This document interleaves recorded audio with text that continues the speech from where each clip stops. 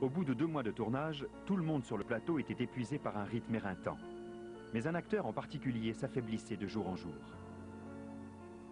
Julian Beck played the role of the minister who comes back from the dead and comes to haunt the Freeling family.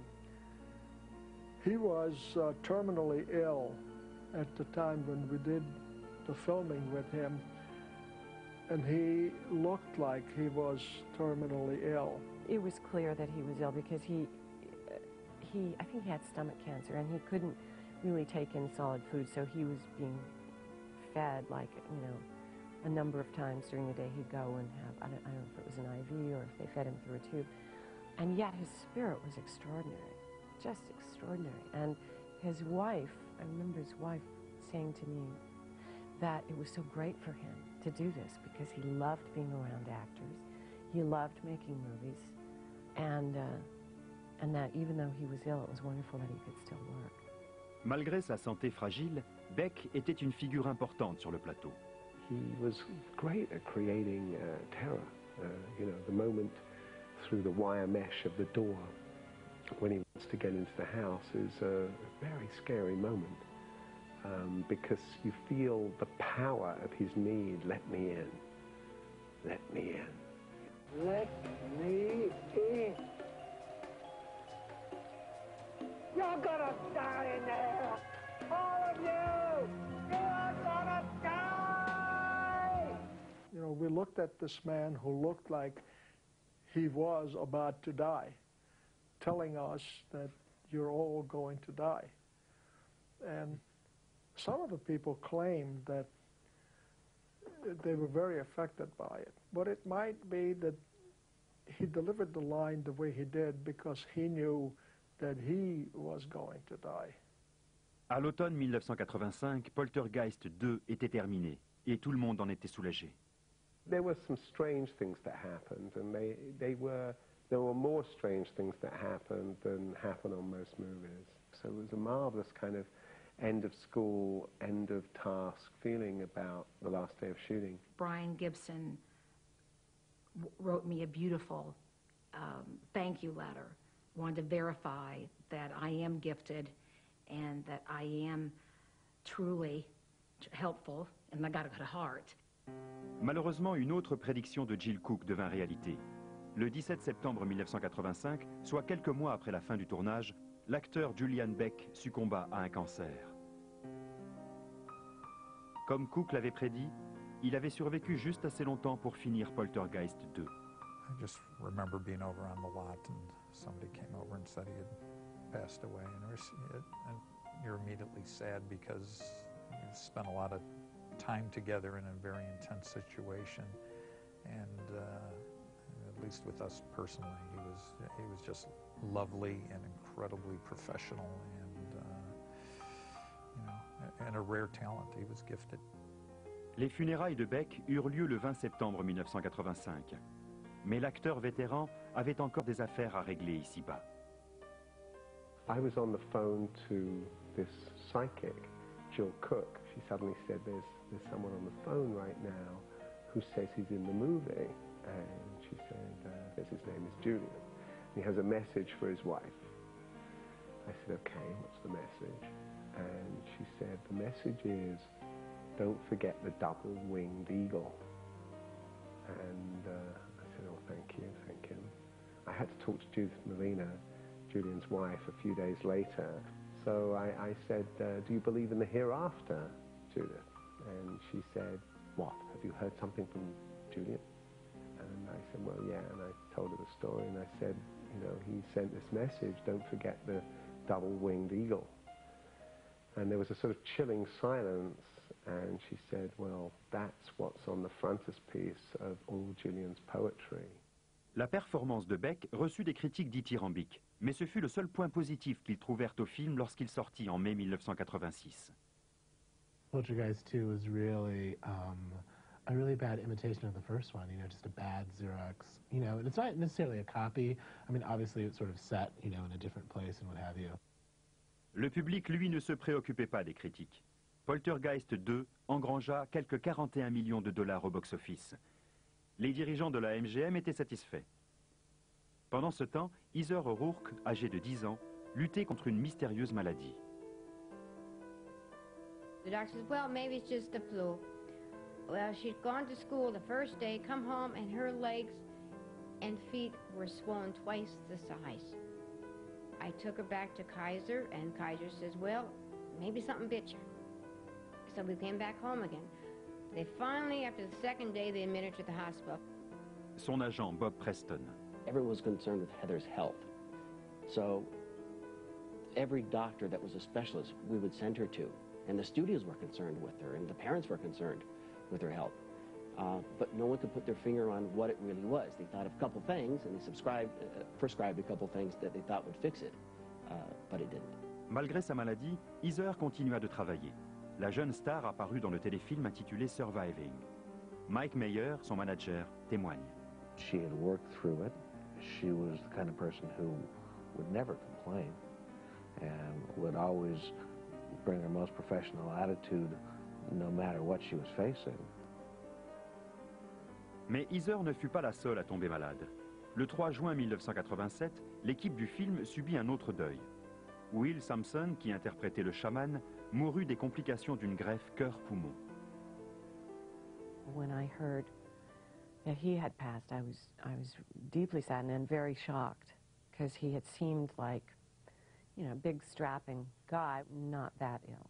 He was buried on the reservation, and so I happened to be in the area, and I wanted to pay my respects to him, and so they had given me directions how to get to the place where he was, but I couldn't find it. I've been out there 4.5, 5 hours looking. I finally just stopped off at the store, and I said, you know, I'm looking for Will Sampson, of where he was buried, and the guy next to me is his cousin in line. Son cousin emmena Nelson sur la tombe de Sampson. I can remember vividly, there was the reservation burial ground, and Will had been interred maybe at 2 days. And the cicadas were like, it was a cacophony of sound. And I walked up and I said, hey, Will, it's Craig. And immediately it was this still, just went really still. I said, come on. I kind of laughed, and it was pretty amazing. À la fin de l'année 1986, les Poltergeist 1 et 2 étaient tous les deux des succès au box-office. Les dirigeants de la MGM se fichaient bien de la malédiction des Poltergeist, mais beaucoup moins de leurs bénéfices. Poltergeist 3 était en projet. Les grands pontes des studios ne savaient pas dans quoi ils s'engageaient. La MGM prit contact avec les producteurs Mark Victor et Michael Grace au sujet de Poltergeist 3. Both of our heads hit our desks. The thought of going back into Poltergeist land again that quickly was something that we weren't able to do. Les dirigeants des studios se tournèrent alors vers Gary Sherman, réalisateur et écrivain, surtout connu pour le film Mort ou Vif. MGM approached me about coming in to write, produce, and direct Poltergeist 3. You know, the rumors and legends about the curse of Poltergeist really didn't bother me a lot. Sherman se concentra sur le casting plutôt que sur la malédiction. The first cast member they wanted, made the offer to return, was Heather O'Rourke. As far as the other cast members, they said, you know, there could be a cost factor involved, but if we get Heather, we know we can come up with a movie. Heather signa, mais le reste de sa famille à l'écran refusa.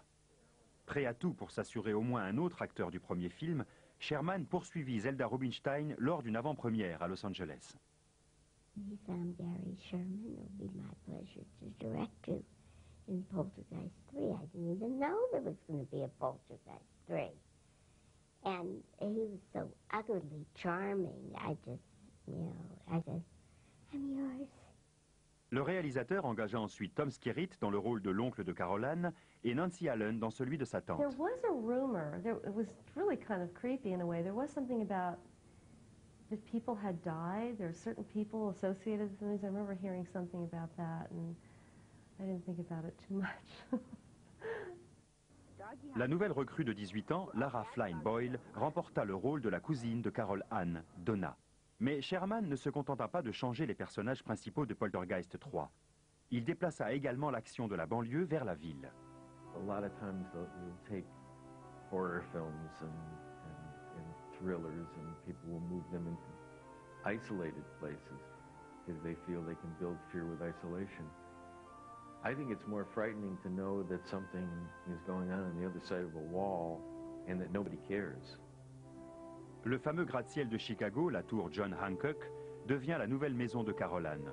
Heather O'Rourke avait hâte de commencer le film, mais sa famille s'inquiétait pour sa santé.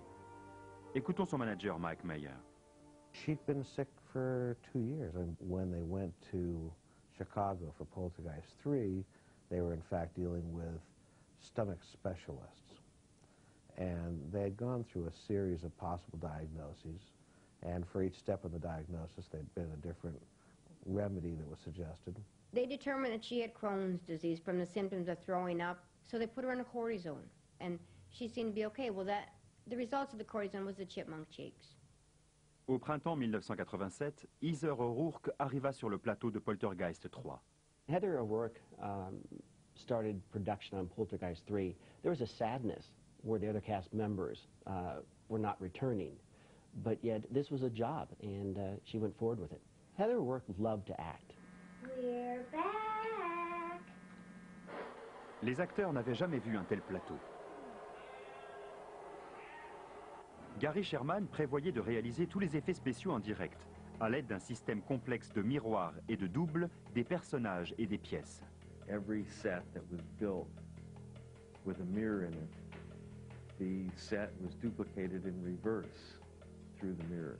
Everyone had a double, and the doubles would be doing exactly what the principal characters were doing. Certains plans du film étaient très complexes. Les comédiens et les techniciens se démenaient en permanence afin d'y arriver. A lot of times there'd be mirrors to wherever we were, and then there'd be the doubles, the body doubles. So, and all these moves were choreographed. So it was a very eerie kind of thing. Assez rapidement, le caméraman George Coët remarqua une drôle de coïncidence. The 666 thing is strange because at that time our union local number was 666. So I was sort of used to that. Yeah, during production, Gary lived at 666 North Lakeshore Drive. Puis les accidents étranges se produirent à nouveau. Au début du tournage, le cascadeur Corey Eubanks testait une catapulte sous-marine destinée à projeter les acteurs hors de la piscine jusque dans les airs. Ben Scott, coordinateur des cascades. You press the button and the thing didn't go off, so he's starting to float, your body starts to float, and he tries to swim out of the way and the thing went off, and bam, hit him right in the shins. Sliced his shins up. It was a pretty bad deal. The engineer at the John Hancock building, who was assigned to help us on the show, was sitting in the lobby one night when we were shooting and sitting very still, and ended up that he had passed away. I feel very guilty about Gary breaking his leg because, in fact, I fell into Gary and drove his foot under the dolly, and that's how his leg got broken.